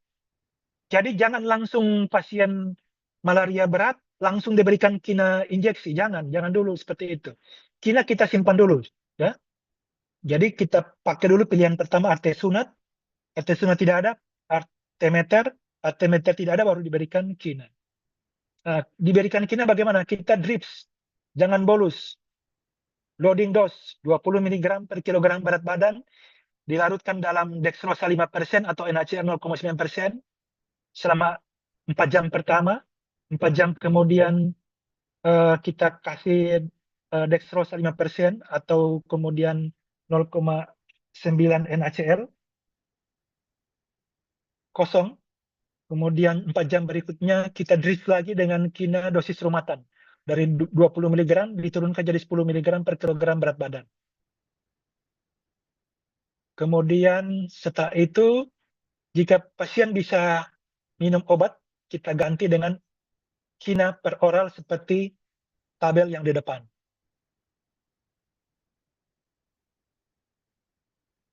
Ini untuk anak. Jadi sekali lagi kina tidak boleh diberikan secara bolus intravena karena toksik bagi jantung dan dapat menimbulkan kematian. Dosis kina maksimum dewasa 2000 mg per hari. Nah, tadi ini pemantauan pengobatan sudah di depan. Nah, untuk WHO menetapkan langkah ABCD untuk pencegahan malaria. Jadi awareness, baik prevention, kemoprofilaksis, ya. Kemudian awareness, ya. Jadi pengetahuan. Jadi mengetahui segala hal yang berisiko untuk terkena malaria, bagaimana itu habitat nyamuk Anopheles, ya. Beda antara Anopheles dan Aedes aegypti, ya. Bagaimana masa inkubasinya, gejala utamanya bagaimana. Kalian untuk mengedukasi pasien, tentunya pengetahuan kalian juga harus baik. Baik prevention, pencegahan gigitan nyamuk. Hindari gigitan nyamuk terutama menjelang senja hingga fajar dengan membatasi aktivitas di luar sejak menjelang senja, terutama di daerah-daerah yang endemis malaria. Memakai pakaian yang sesuai, ya, misalnya baju lengan panjang, celana panjang, tutup jendela dan pintu rapat-rapat, menggunakan kelambu yang menggunakan insektisida, menggunakan spray atau lotion anti nyamuk, dan lain sebagainya. Yang C, kemoprofilaksis, diberikan doxycycline 1-2 hari sebelum keberangkatan. Jadi ada orang yang misalnya dari daerah non-endemis ke daerah endemis. Ya. Bagaimana pencegahannya? Kita bisa juga berikan doxycycline. Diberikan 1-2 hari sebelum keberangkatan ke daerah endemis, diminum pada waktu yang sama setiap hari, sampai 4 minggu setelah meninggalkan daerah tersebut. Tapi doxycycline tidak bisa diberikan pada ibu hamil dan anak kurang dari 8 tahun.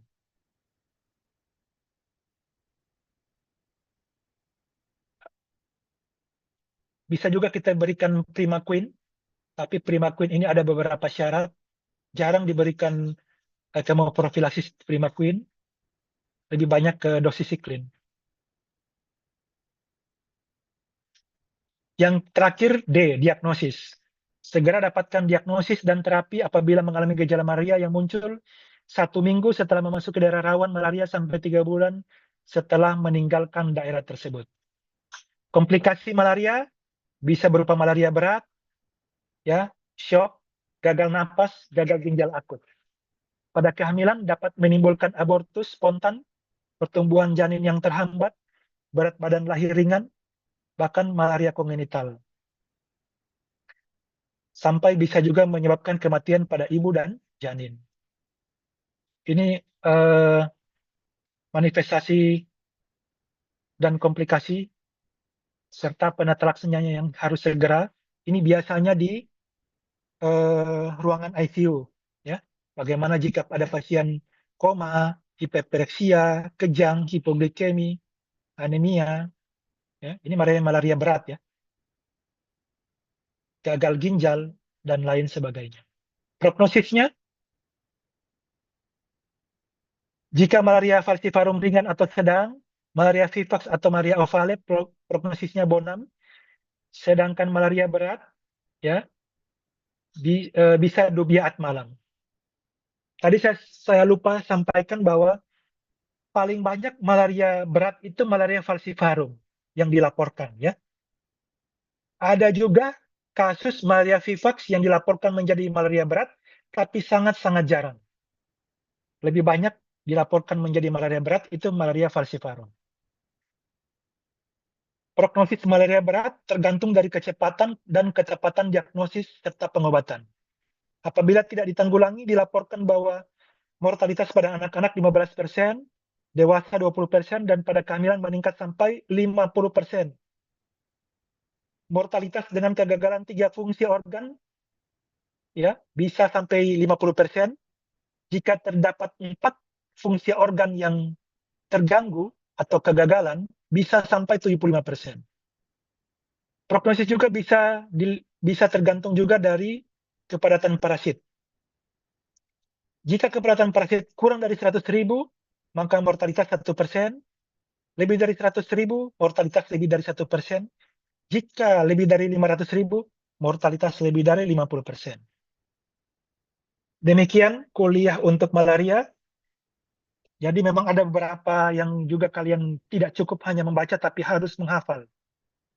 Memang kedokteran seperti itu. Ya. Semakin banyak kalian membaca, nanti akan terhafal. Tapi untuk awal-awal ya memang harus menghafal. Sampai di sini untuk malaria ada pertanyaan?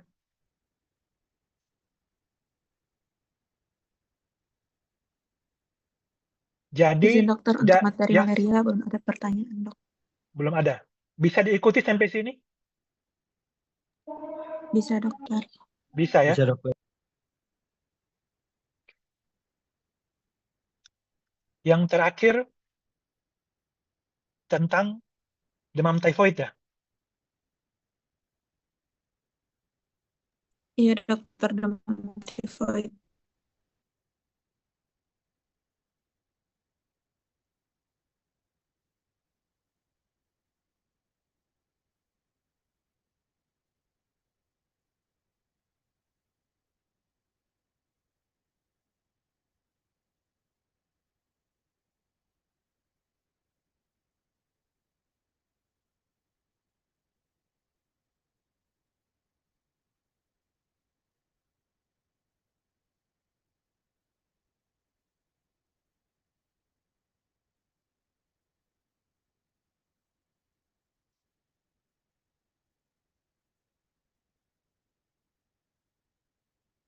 Bisa kelihatan slide saya?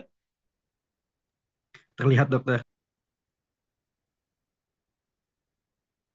Ada yang di sini yang pernah kena demam tifoid, tifus?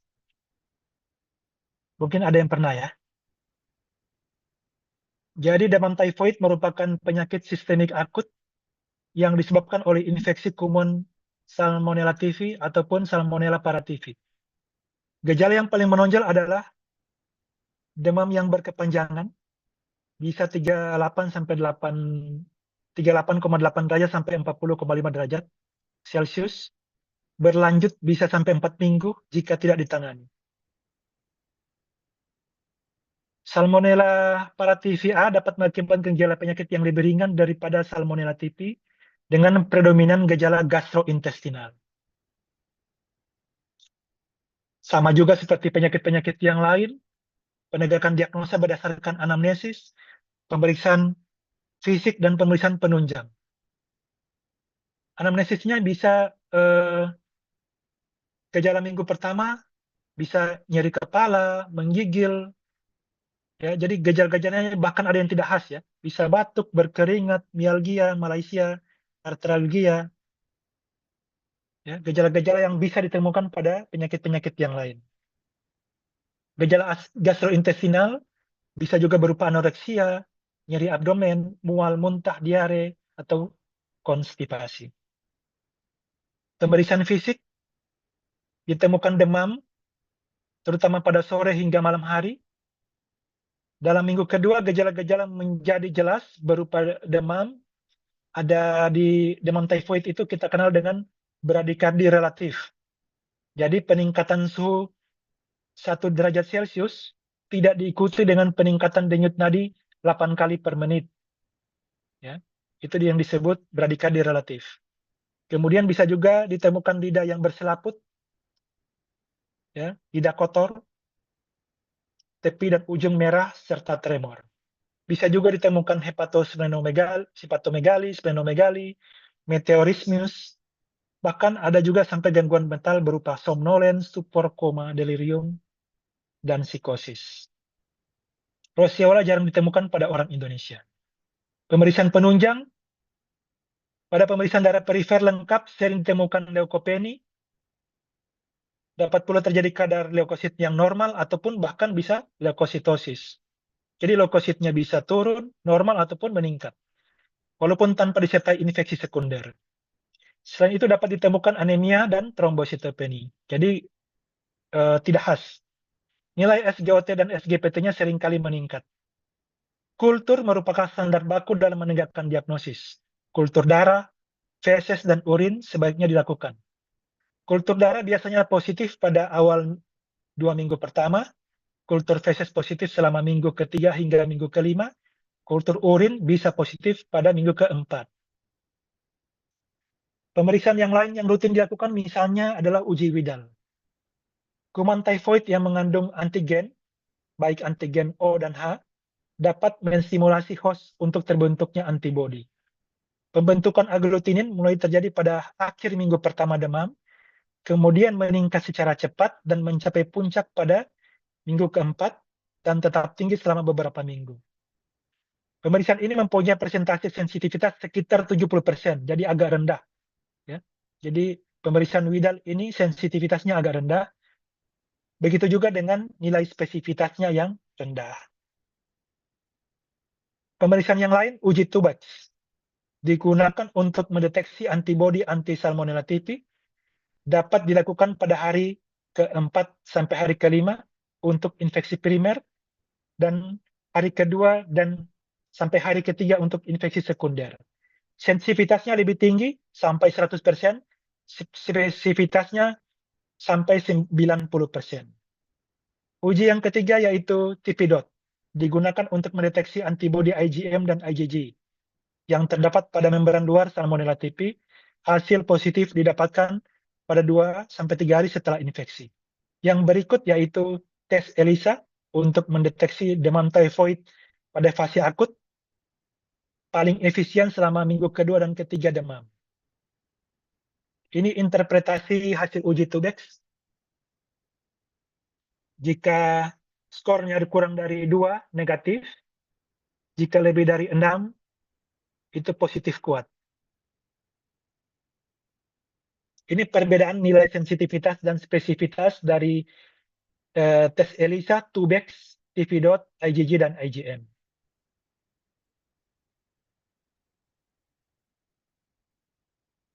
Di typhoid kita juga kenal ada toxic typhoid dan typhoid carrier. Toxic typhoid itu yaitu demam typhoid disertai gangguan kesadaran. Ya, bahkan orang itu sampai tidak sadar. Jadi tifus itu jangan berpikir hanya infeksi yang biasa ya. Bahkan ada komplikasinya sampai berat. Ya, sampai gangguan kesadaran dan atau tanpa kelainan neurologis lain. Dan hasil pemeriksaan cairan otak masih dalam batas normal. Ada juga yang dikenal sebagai typhoid carrier, yaitu seseorang yang feses atau urin mengandung Salmonella typhi setelah 1 tahun pasca demam typhoid tanpa disertai gejala klinik. Diagnosis banding, ya hampir semua penyakit dengan demam. Misalnya demam dengue, malaria, enteritis bakterial, dan lain sebagainya. Tata laksana, kita berikan diet dan terapi penunjang. Ya. Biasanya dietnya rendah serat, ya, kemudian tirabaring. Kita berikan pemberian antibiotik. Pilihan pertama chlorphenicol 4 kali 500 mili sampai dengan 7 hari bebas demam. Alternatif yang lain bisa diberikan beberapa pilihan pengobatan antibiotik, misalnya tiamfenicol, cotrimoxazole, ampicillin, ataupun amoxicillin, cephalosporin, cefotaxim, fluoroquinolone, dan lain sebagainya. Berdasarkan dosis masing-masing. Untuk kasus toksik typhoid, kita bisa langsung memberikan kombinasi chloramphenicol 4 kali 500 mg dengan ampicillin 4 kali 1 gram ditambah prednison 20 hingga 40 mg sekali sehari selama 3 hari pertama. Kemudian kita juga bisa berikan kortikosteroid injeksi pada pasien dengan gangguan kesadaran. Misalnya delirium, koma, atau bahkan pada pasien-pasien dengan shock. Kombinasi antibiotika hanya diindikasikan pada toxic typhoid, peritonitis, atau misalnya ada terjadi perforasi dan pasien-pasien renjatan septik. Untuk kasus typhoid carrier dibagi dua, tanpa kolelitiasis dengan kolelitiasis. Ya. Kolelitiasis ada yang bisa tahu apa itu?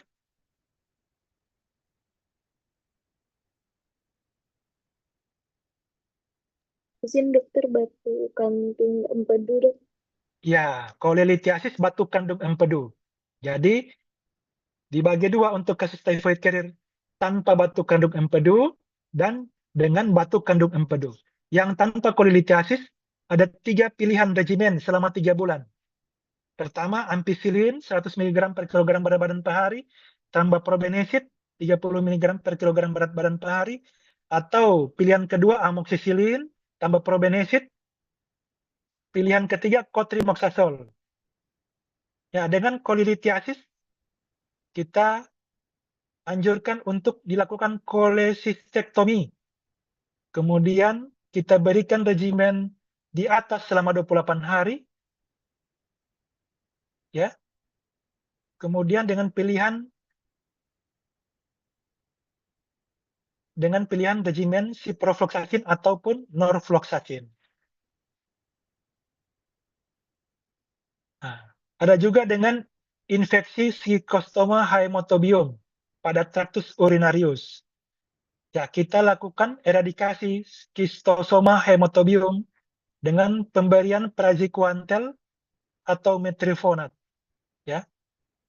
Setelah eradikasi ini berhasil, kemudian berikan terapi untuk typhoid carrier seperti yang di atas, ya, seperti yang ini, tanpa kolelitiasis maupun yang dengan kolelitiasis. Pada kehamilan, fluoroquinolone dan cotrimoxazole tidak boleh digunakan. Komplikasinya banyak, bisa hampir semua. Juga dia bisa menyerang, ya. Komplikasi intestinal bisa perdarahan usus, perforasi, ileus, pankreatitis. Komplikasi ekstraintestinal bisa menyerang juga di kardiovaskuler, ya. Contoh miokarditis, gagal sirkulasi. Komplikasi darah misalnya bisa terjadi anemia, di paru bisa terjadi pneumonia, bisa terjadi hepatitis, di ginjal bisa pilonefritis, ya, di tulang bisa osteomelitis, banyak ya dia bisa kena.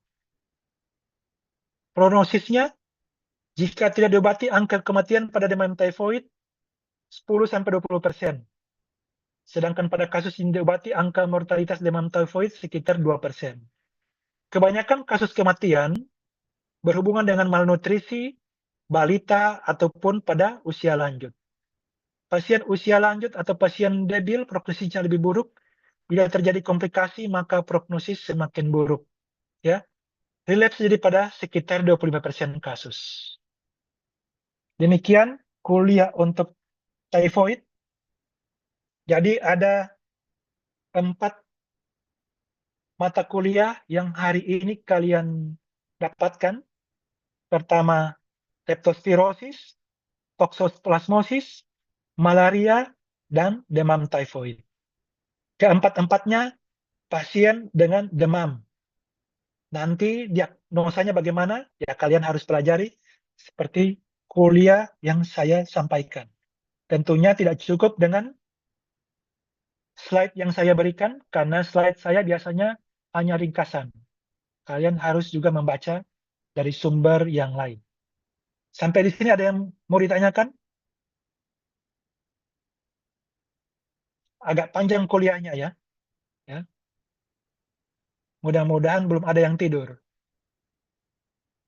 Ada yang bertanya?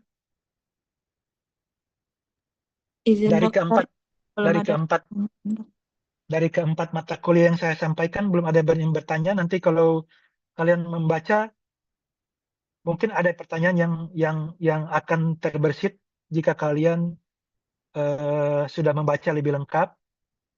Bisa ditanyakan ke saya langsung ataupun bisa lewat WA melalui ketua kelas. Kemudian ada tugas yang kalian harus cari. Tadi ya, apa tugas saya yang saya berikan? Tadi cuma satu aja tugas dari saya.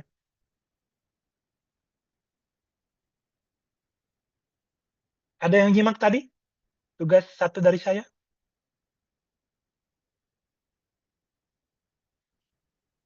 Izin dokter, itu apa tidak boleh penggunaan Primaquine pada ibu hamil yang menderita malaria, dokter? Bu? Ya. Kenapa? Jadi tugas dari saya kalian cari kenapa Primaquine tidak bisa diberikan pada ibu hamil atau orang hamil. Kenapanya nanti kalian cari. Tentunya harus membaca ya. Nanti untuk absensinya, ketua kelas bawa di tempat praktek saya ya. Baik dokter. Siapa yang ketua kelas? Izin dokter, saya dokter Fatima Zahra. Tahu tempat praktek saya?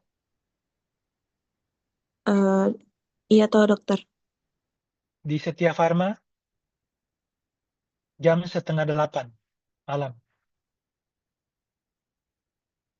Kalau kalian ada Baik, kesempatan dokter. ya. Ada yang tidak hadir di kuliah saya hari ini?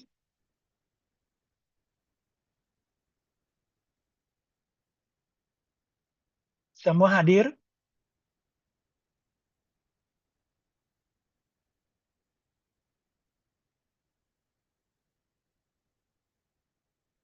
Izin dokter, untuk absennya ada di sekre dokter.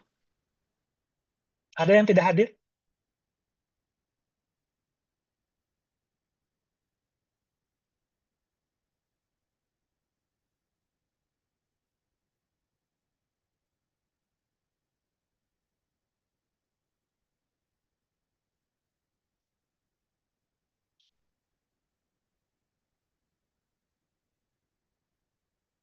Oke, mudah-mudahan kalian bisa mengikuti ya.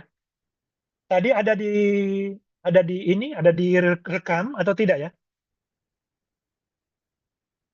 Mengenai Zoom-nya?